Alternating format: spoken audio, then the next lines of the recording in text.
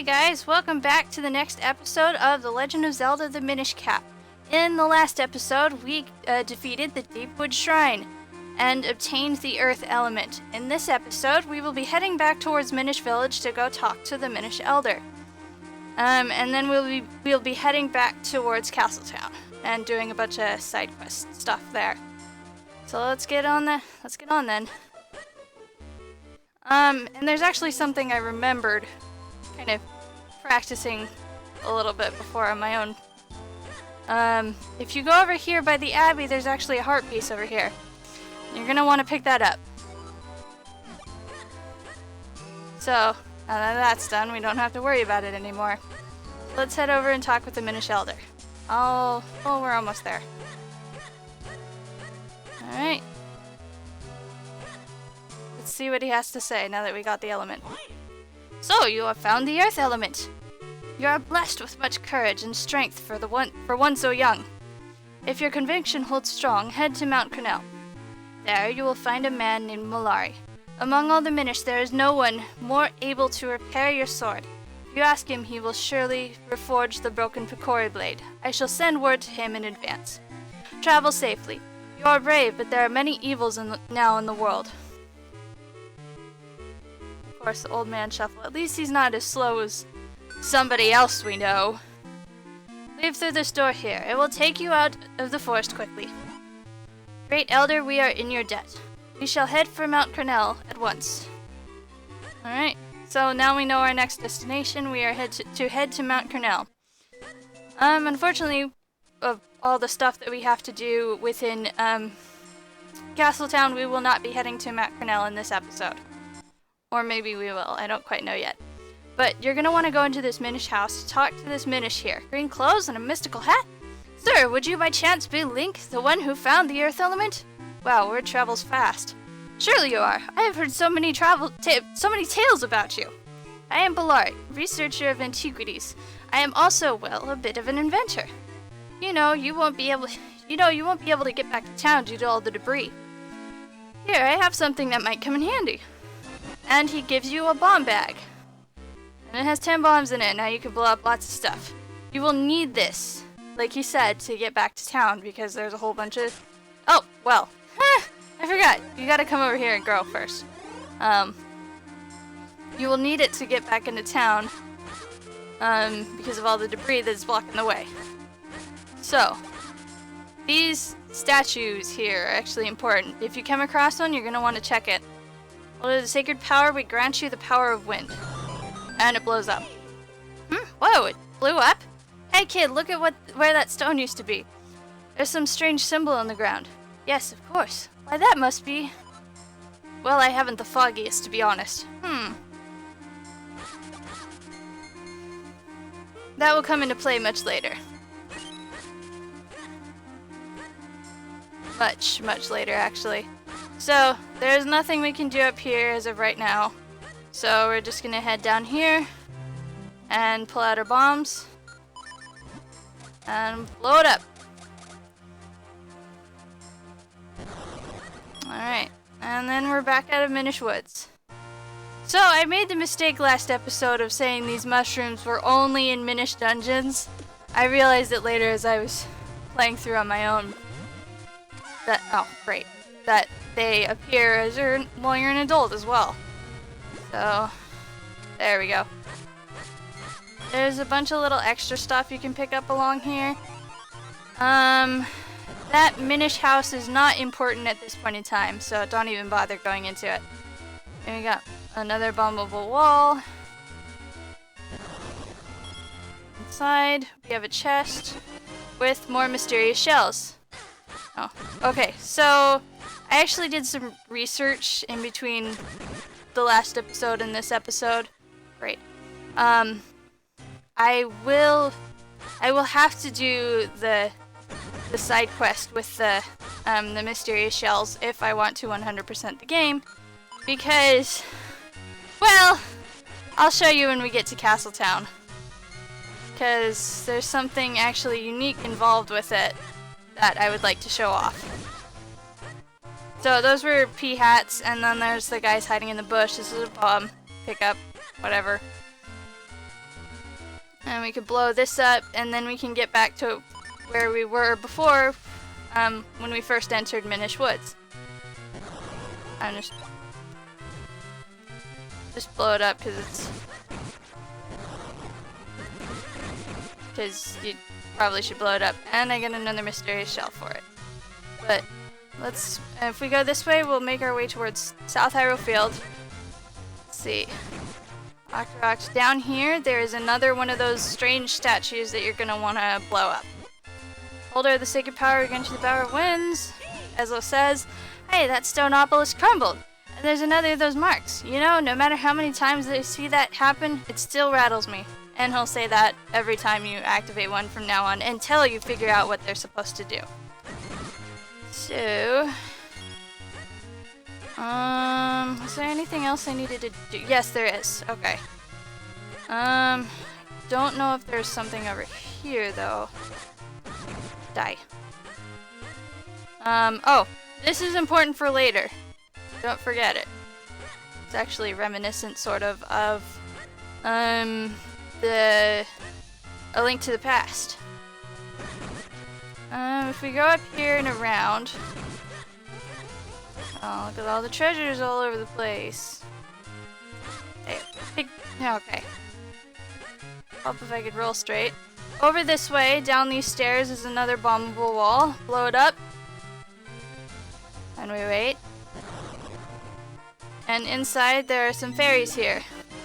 You might want to use this area for later if you're really strapped for health and you're having trouble getting through that whatever area you're having trouble with. So just remember that. And now we're back to Castletown. Here we go.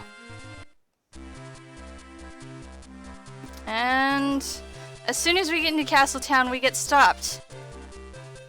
Come one, come all. See how many Kinstone pieces you can collect. This is some kind of weird initiation ritual. They've surrounded me. You never know what fusing Kinstones will do, but it's sure to be good. Come on up and get your free Kinstone bag for holding your Kinstone pieces. Don't miss out on this incredible once-in-a-lifetime opportunity.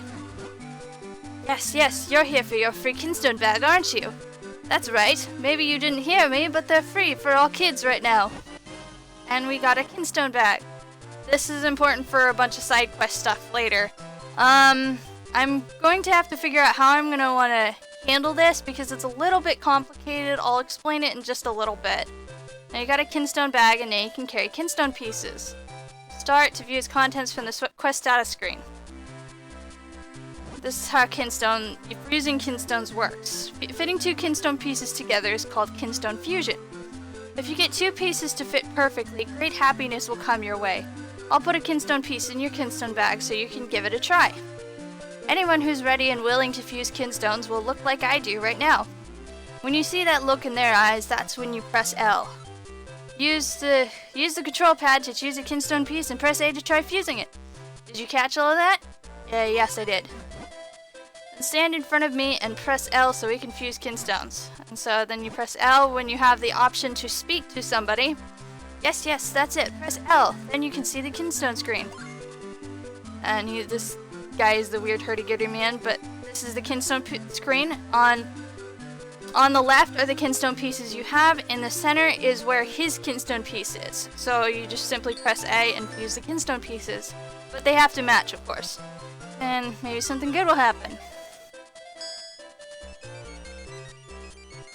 And we were just out there just moments ago. This is in South Hyrule Field. And we are going to be heading right out there to go get what's behind that and what's inside that tree.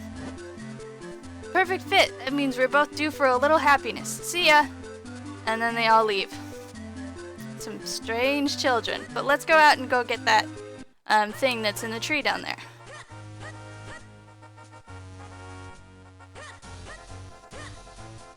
Alright, here we are. You go inside the tree, and you get yourself a heart piece.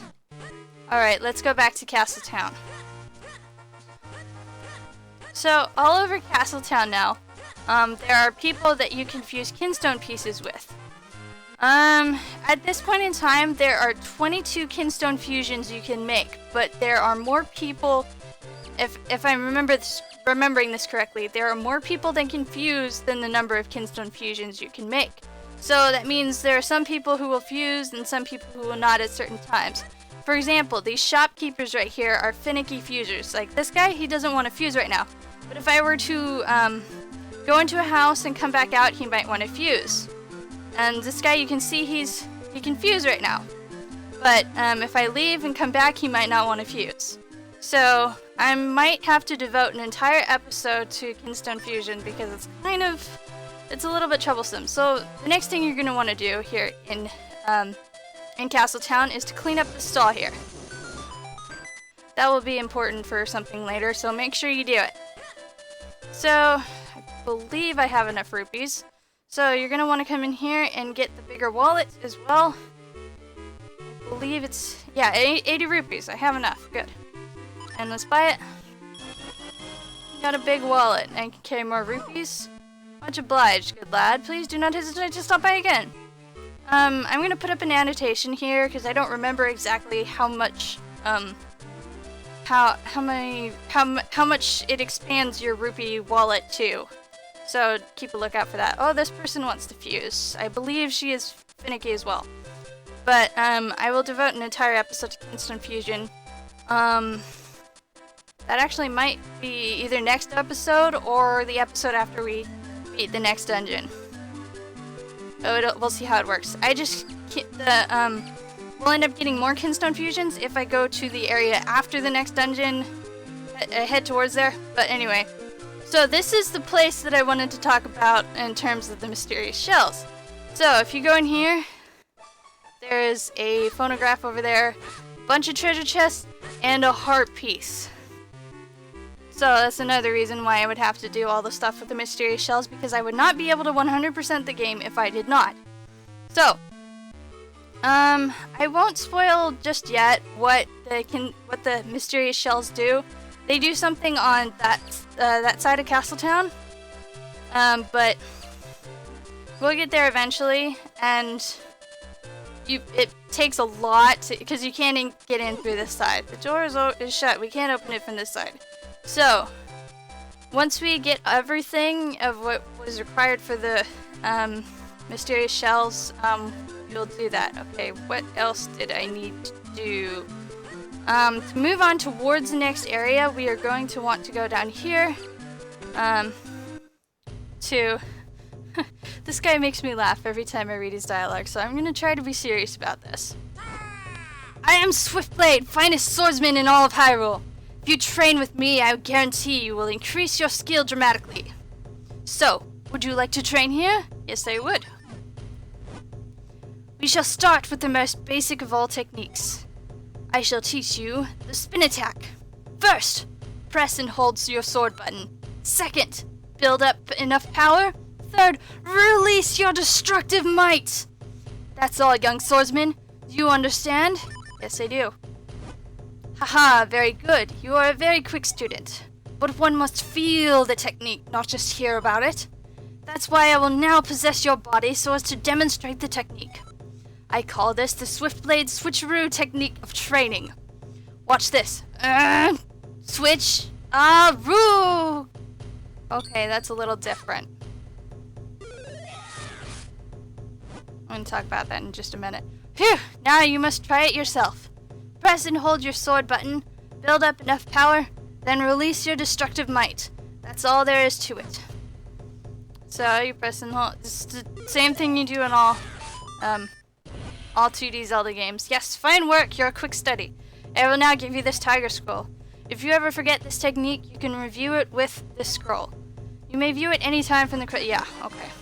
You learn the secret spin attack, fighting technique is further, whatever.